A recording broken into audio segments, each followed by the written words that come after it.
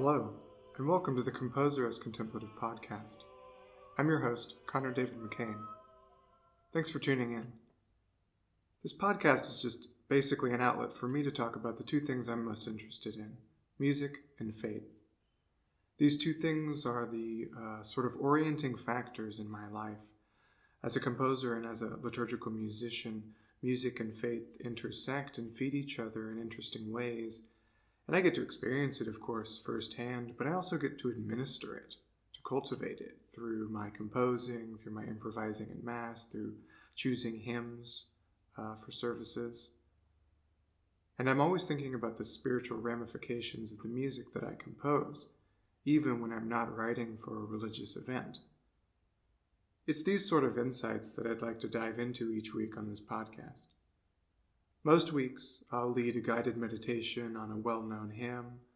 I'll discuss it musically and textually, talk about the sort of scriptural basis for it, how it relates to the readings for the Mass on Sunday, and then I'll sing through the hymn. But other weeks, I'll delve into special topics that are either important to me or relevant to something that's going on in the world. But the guiding principle of this podcast is not so much its format as much as it is its topic of conversation, that is, music and faith. This week, for my first episode, I'm going to dive into a special topic, one that is very important to me as a composer and as a liturgical musician, Gregorian Chant. Why music written centuries ago matters to us today. This is part one of a two-part topic spread over my first two episodes. And this first episode is going to set the foundation for the actual discussion of chant in the second episode by looking at the relationship between music and text. First of all, now I won't touch on this very deeply in this episode, and you can go to other sources to look into this, but Gregorian chant has been pretty much unequivocally the preferred music of the Roman Catholic Church for over 1,000 years. And this has been consistently reaffirmed by councils, including the Second Vatican Council, and popes for centuries. Despite this fact, chant has been heard less and less in churches over the past 100 years, possibly more. Now, I'm not really going to go into why this is the case, but I will say that to a certain extent, a lack of education, both of lay people and priests, is one of the primary reasons for its withdrawal from the liturgical consciousness. And that's the purpose of what I'm doing in this episode. I'd like to help educate all sorts of people on the uniqueness of chant. I'm not here to say that chant is the best music ever written, but I'm not sure that there is better music for liturgical purposes. And here's why. In chant, the music is fundamentally at the service of the text, to help it to be understood and to be prayed. That's the most important thing, that in the liturgy we pray the liturgy, and we should be praying the texts as we sing them. And text is important in the liturgy because God chose to communicate with his people, us, via the written word, aka the Bible. God didn't send us a piece of music or a painting, necessarily. He sent us the Bible, and, as the prologue to the Gospel according to St. John says, he sent us his Son, who is the Word. The Catholic religion is fundamentally a religion built around words, and it is our responsibility to understand those words and to live them out. Let's take a look at the relationship between music and text. We're going to set chant itself to the side here, and we're just going to look at the way that text and music generally and abstractly interact with one another. Singing adds an extra layer of meaning to a text. Now, this extra layer is abstract often. It's hard to pinpoint the exact meaning of a line of music. It's almost mystical. But I think it's pretty clear that the way that we sing a text helps us to understand what is at the heart of the text. Or the way that we sing a text forms our understanding of that text. Sometimes, hopefully, the meaning of the melody overlaps entirely, or at least mostly, with the meaning of the text. But this isn't always the case. Let's look at a pretty famous pop culture example that just helps demonstrate this sort of dichotomy between the meaning of a text and the meaning of music.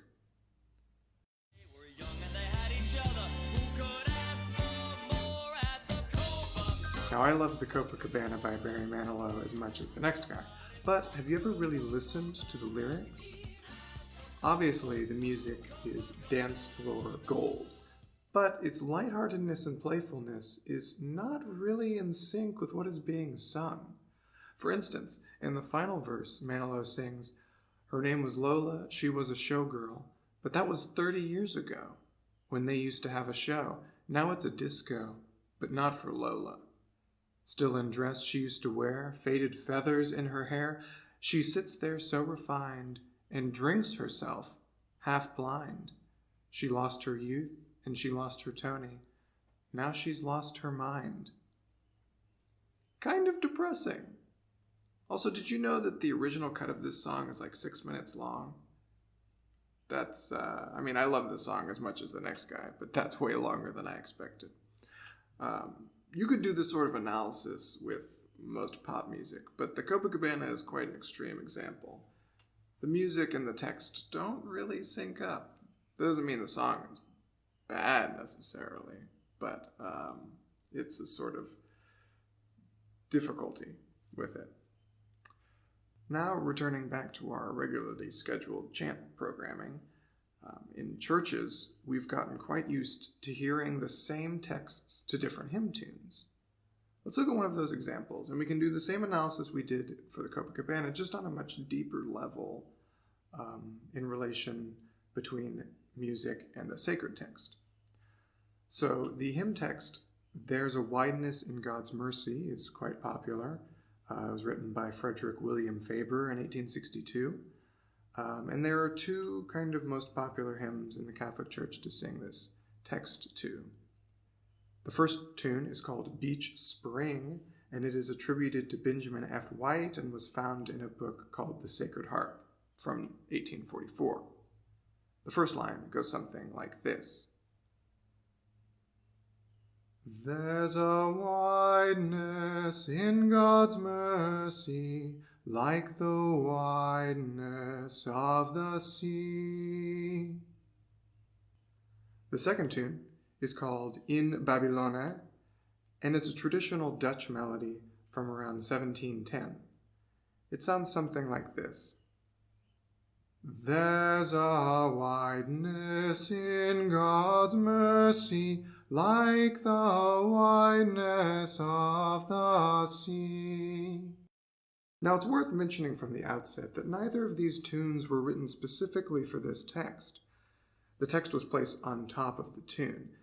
This isn't inherently a bad thing, but as we'll see, it's partially problematic. When I spoke earlier about music forming our understanding of text, what I meant was that in the same way that a text has certain words or phrases that are emphasized, that are the most important parts, a musical line, a melody, has certain notes that are more important than others. When the important parts of a text do not overlap with the important parts of a melody, we begin to run into a problem. So, let's look at this text, just the text, not the music. What are the most important words here? I find it helpful to speak a hymn text out loud, and as naturally as possible, and this helps us find the natural inflection points of the text. So let's just say it. "There's a wideness in God's mercy, like the wideness of the sea." What have we learned from this? I would argue that the three most important words in this line are God's, mercy, and sea. Now, that's not to say that the other words aren't important at all, but it's worthwhile sort of pinpointing what the text is trying to say and what words are the most important in communicating that message. And it's also worth pointing out which words are the least important, those generally being the articles and prepositions, a, the, in, of, those sorts of things. So let's take a look at those two tunes again. with this understanding of what is important in the text in the back of our minds. There's a wideness in God's mercy, like the wideness of the sea. In this first tune, what words are being emphasized by the music? Well, there are multiple ways that a word can be accented by a tune, including by its duration and pitch. But just kind of jumping right in, I would argue that wideness is one of the accented words, and the other is perhaps mercy. Why am I saying this? Well, wideness is approached by a jump and is twice as long as any of the other words around it. Also, it is on the downbeat, which, to the layperson, just means that in music with a consistent pulse, like the waltz for instance, 1, 2, 3, 1, 2, 3, 1, 2, 3, the first beat of a rhythmic pattern gets slightly accented. 1, 2, 3, 1, 2, 3, 1, 2, 3. Now, wideness is not necessarily a bad word to accent in this text, so it may not seem like a very big deal. And it's very descriptive, which is describing the mercy of God. Great. Similarly, the word mercy is accented, though in a different way, because though it is only a 2-syllable word, 3 notes are used to sing it. Mercy.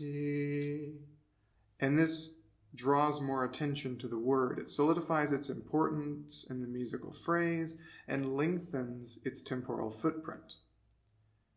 And mercy was one of our important words, so we're doing good so far. But what about the unimportant words? Well, pretty much all of the articles and prepositions have unaccented placements and do not stick out in terms of their pitch. Great. But what about our other important words? What about the word gods? Well, this is where we start to get into a bit of trouble. The word gods seems like a bit of an afterthought in the melody, given the same level of importance as the articles and prepositions. In fact, gods is presented, in the music at least, of being even less important than the word right before it, in. So let's sing the first half of this line again. There's a wideness in God's mercy. The word gods is rushed through. It's almost an afterthought. And this is a problem for our understanding of the text. We're not talking about my mercy. We're not talking about your mercy. It's not sort of any human conception of what mercy is. It's God's mercy. And that's at the heart of what this text is about. And the music doesn't seem to align with that. Now, I know that we've just looked at the first line of this tune, but you could do this analysis for every line of every verse of this hymn, or any hymn. I know it seems tedious, and like I'm splitting hairs here, but in the same way that we should know what kind of food we're putting into our bodies to nourish us, we should know what spiritual food we are feeding ourselves, or being fed. Let's pivot now to the second hymn tune, In Babylone. There's a wideness in God's mercy, like the wideness of the sea. How does this tune overlap with the text? Differently, to say the least. The first thing that is immediately apparent is the word theirs at the very beginning is extremely accented. It is on a downbeat and is the highest pitch that we hear for a while. And this is slightly problematic, because theirs is not one of the more important words of this line. Also, in a similar way to the previous tune, wideness in both of its instances is pretty accented, which, as I said before, is fine. One thing this tune does better than Beach Spring is on the word gods, which, though it is a single-syllable word, is spread over 2 notes. So in the same way that we saw mercy being spread over 3 notes, gods is spread over 2 notes, and thus is slightly accented, as it should be. Unfortunately, this is kind of where we reach the end of the positive qualities of this tune, because the words of and the at the very end of this line are stretched over 2 notes as well, which accents them when they really shouldn't be. Of the sea.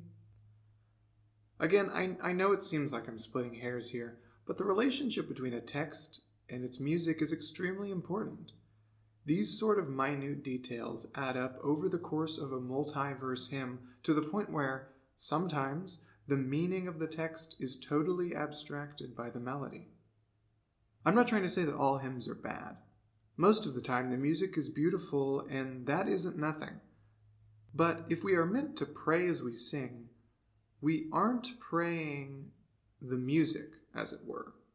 We are praying the texts. It is important to think about and meditate on what we are singing, not just the singing part of it. And if what is important in the music is not the same as what is important in the text, then the music gets in the way. The music is no longer helpful. It's no longer edifying. Thanks for listening. Next week, you'll hear the second part of this 2-part special on Gregorian Chant. If you like what you hear, please let me know. You can get in contact with me through my website at connormccain.com.